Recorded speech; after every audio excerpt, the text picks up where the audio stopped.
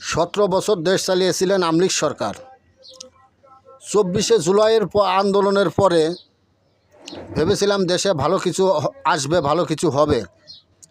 24শে জুলাইয়ের আন্দোলনের পরে অন্তর্বর্তীকালীন সরকার গঠন হলেন। সেই সরকারের প্রধান হলেন ডক্টর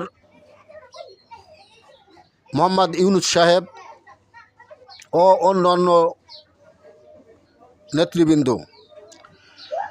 এইভাবে দেশে উপদেষ্টা বা অন্তর্বর্তীকালীন সরকার গঠন হওয়ার পর দেশে এমন কিছু সৃষ্টি হলো, মব কালচার, খুন, রাহাজানি, চাঁদাবাজি, ছিনতাই ও নৈরাজ্য।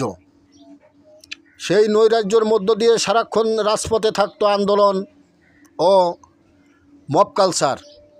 সাধারণ গার্মেন্টস শ্রমিকরা কর্মস্থলে যেতে হিমশিম খেত, কারণ আইনি কাঠামোকে যেইভাবে গৃহবন্দী করে রাখা হয়েছিল, আইনি কাঠামো প্রশাসকের সামনে মানুষকে ধরে ধরে বিভিন্ন ট্যাগ লাগিয়ে মারা হতো।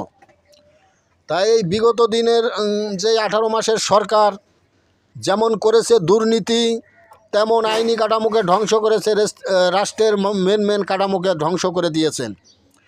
এখন এই ধ্বংস করা রাষ্ট্রকে পুনরায় উদ্ধার করতে হলে নির্বাচনীয় যে সরকার গঠন করেছে মাননীয় বিএনপি দলের চেয়ারম্যান, জনগণের ভোটে জনগণ আস্থা রেখে তাদেরকে ভোট দিয়েছেন।